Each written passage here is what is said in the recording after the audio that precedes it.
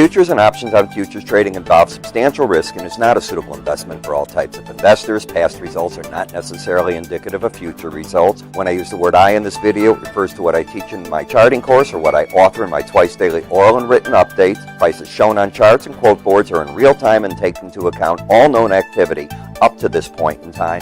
And if you'd like to read more of this disclaimer, simply hit the pause key on your video player. Good weekend.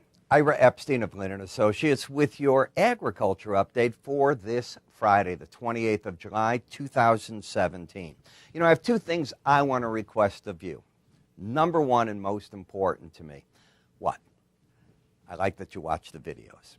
Second, tell your friends about it. That's pretty darn important. Why is it important? The more viewership we get, the more likely I am to keep doing these for you. There's no charge to them. I throw a lot of information your way. The next thing, take advantage of the free offering today if you're a grain trader or a meat trader. You want to look and see where some of these price counts are coming in these markets. Very important at this time of year. What do we know? We know that when Sunday rolls around, basis the weather, the 5-day and 10-day forecast, the grains are going to jump probably 5 to 10 cents one way or the other, simply because of weather. You're at the weather time of the year, and as each day goes by, that weather's not as important to corn as it used to be. The corn crop is, so to speak, been made in terms of what yields are going to look like. It can rain all at once. The weather can get perfect. The market has gotten to the point where that corn now has to go to maturity, but it isn't going to really pollinate any further than it's done. We have that whole period yet to come in the soybean market, which is a little different.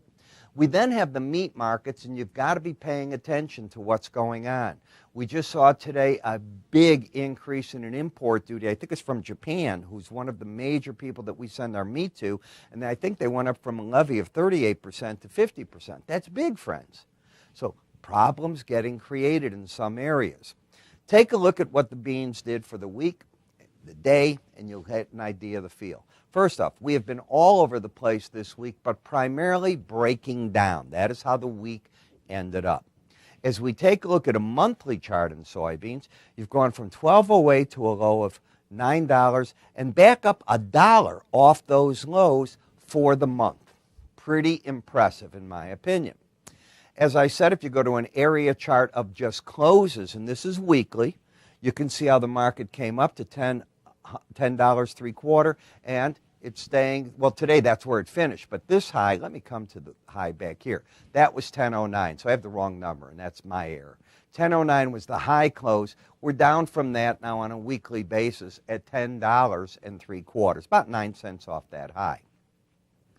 You had an outside week down. Now, what does that mean? An outside week occurs when you take out a previous high and low, and the close determines, do you have a week that closed higher or lower? In this case, it's down. My rule of thumb is until that high is taken out, you've got bias to the downside that is set in.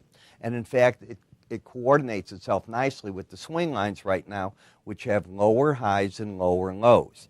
A trap for the bears off of this pattern occurs if you take out 10.27 in the next 2 weeks. You heard me. 2 weeks. On the daily charts, it's 2 days. On the weekly chart, it's 2 weeks. And if that occurs, you often get a run in the chart.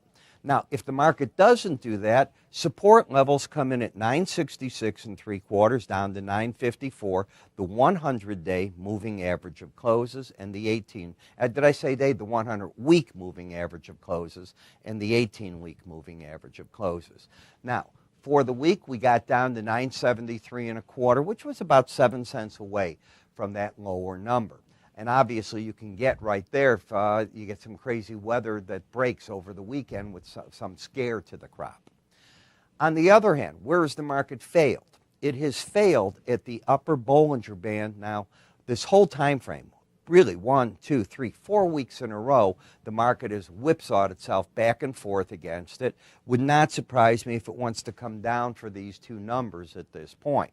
Momentum-wise, it is still up and waning a bit. You see how it's starting to drift sideways? I use the slow stochastics a bit different on weekly charts in my analysis than I do on daily, but I'll call that upward but waning, starting to give in, which fits in with the pattern you're seeing here. For the week, you're only down 8 cents, so I don't want to give you the impression the market fell apart. Meal market. If you're a trader as I am, I'm looking at this market momentum starting to turn. You have a pattern of lower highs, lower lows, support 314.30.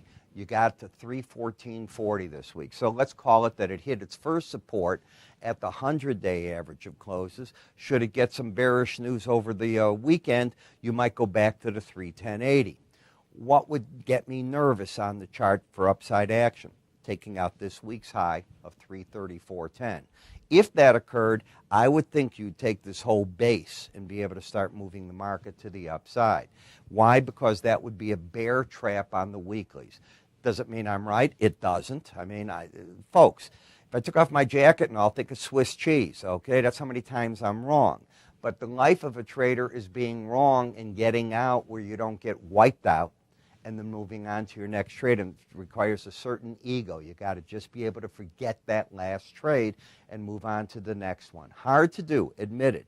I wrote a book years ago, The Psychology of Smart Traders. I think that was it.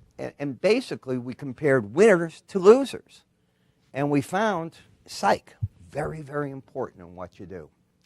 In the soybean oil, the market is now over the upper Bollinger Band. Markets don't stay over upper Bollinger Bands very long. That's the first thing. The trend is clearly up, higher lows, higher highs. The bias, the momentum is up, and the bias is certainly up. But would I ever tell people to buy over a Bollinger Band on a daily or weekly chart? Let me share my words with you. Look real good. Never. Got it? Never. So I don't care what it does. On the corn, on the weekly chart, neutral is right here. The 18-week moving average of closes. Momentum, flat as can be. This market just sort of meandering between the 100-day, the 18, and the upper Bollinger Band. Not really getting to the lower Bollinger Band. So it's a market that has not moved out dramatically to the upside. It has worked its way higher literally all year if you take a look at what it's done. It's not at those lows that were what we saw last year, but we didn't expect that from a fundamental point of view because we had heard how much acreage was shifting from corn to soybeans before the planting season began, and that acreage shift did occur. So is there a long-term low in place? Well, you know, we're talking about in our office that in the whole commodity complex as a whole, we think a bottom has been made, which gets interesting. It takes time to unravel, and we think we've unraveled. If you look at more markets and you go to the beginning of the year to where they're at, you'll see up, not down for the vast majority. When we take a look at the wheat market, even here, look where you were during the year. In April, that was your low point. You went up a full, from that point, $1.50. You're giving back some of those gains. Okay, maybe you get back to the $4.50 level. Do I think you're going back under $4? No. Does it mean it can't happen? No, but I don't think it will. I think this is a pretty important support area. We're working off momentum that peaked out. Market came down. Momentum, as you know, I think momentum leads price. It's still pointing down. So I can see this market. It's like riding a ship. You got to pull it back in order to find that support. You're not there yet. The wheat consultors are saying already from the hard red wheat that the problems in the Dakotas and Minnesota came in just as the market thought. Yields are going to be sharply lower, in line with what a lot of us thought, and that doesn't warrant prices down there. Question is, did it warrant prices at $5.50? And that was probably too much of a scare. In the cocoa market, this is certainly acting like a market that doesn't want to stay down. That doesn't mean it has a lot of upside, but we keep hitting this, let's call it the 1780 level. And we're unable to go anywhere from there. So now the market's back to trying some of these higher numbers.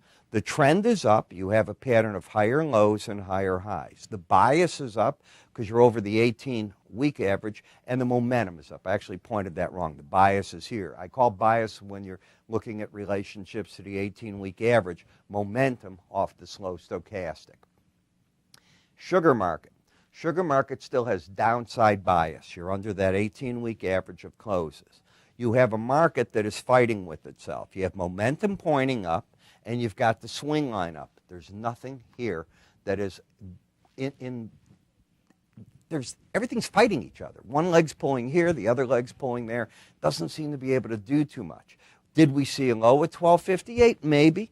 You know, the sugar mills in Brazil, they're not making the ethanol right now, but that can change. If you're watching what's going on with our prices here in our gasoline and in crude, it's lifting, so they might go back to shifting and demand the sugar for that. When prices were at $42, $43 a barrel on WTI, it was hurting the market. Now you get to the coffee market. Coffee is zooming to the upside. You got higher lows, higher highs. You're over the 18-week and the 100-week average of closes. Momentum is shooting to the upside. Next target, if this market wants to lift, is 142.64. So not a bad-looking chart there. A market that's had a real hard time, and it's still showing no signs of coming out of it, is the cotton market, with lower highs, lower lows. Got under the Bollinger Band for a week and a half, basically, bounced to the right-hand side of it, but has not turned that momentum. I need that momentum to turn up to think this market's going to do anything. Right now, I think the sellers have the edge on the longer-term chart. The cattle's rejoined the bear ranks, and we're looking at a market with lower highs, lower lows. Now, this is a market that had a heck of a run this year.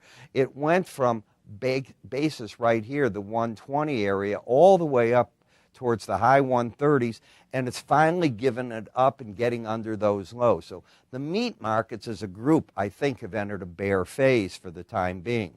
The hog market's giving up the gains, has the momentum turned down, and that bothers me. That momentum sign could be nasty. If we take out last week's low here, I'd get nervous about this market. I think it was 79.90.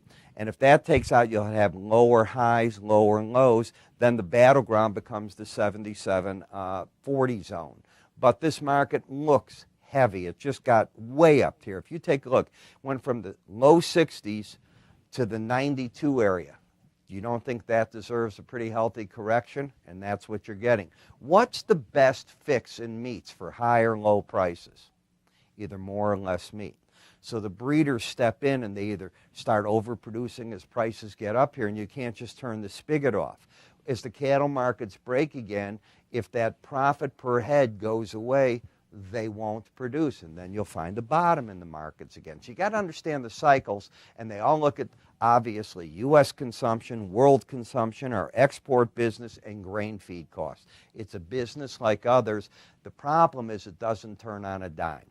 So you put it all together and you try to figure out what to do. And one of the ways you do that is working with this tool. For agriculture products, we love, I want to make that clear, L-O-V-E. We love this product. It was actually created with the agriculture products in mind. And it's a mixture of, you got to think of like a swing line and Fibonacci all rolled into one. We do not share the formula with anyone. We don't tell you how to do it on your own, but we give it to you on our charting software. So you're able to sit back in our charting software and actually work with it on all the different charts that you want. We teach you how to plot it. We teach you how to understand it. We've put together some PDFs for you to look at and even videos. Why not take advantage of it? And we have a free subscription temporarily. I want to share that with you. This is going to go for a for-cost subscription very soon. Take advantage of it before that kicks in for you. And once you've had it, you either buy it or you don't get it again. How do you get these? Well, as I said, they come out daily. We pick which markets we want to look at, and away we go. How do you get it? Just give us a call or go to our website and sign up for it at www.iraepstein.com. You can click right up here. If you're watching me on YouTube, click on that icon. The form will appear. Or underneath us, it says, click here for Ira's free offerings. Do so, and away you go. I'm Ira Epstein. Thanks for watching. Have a great weekend, and I'll see you all come Monday.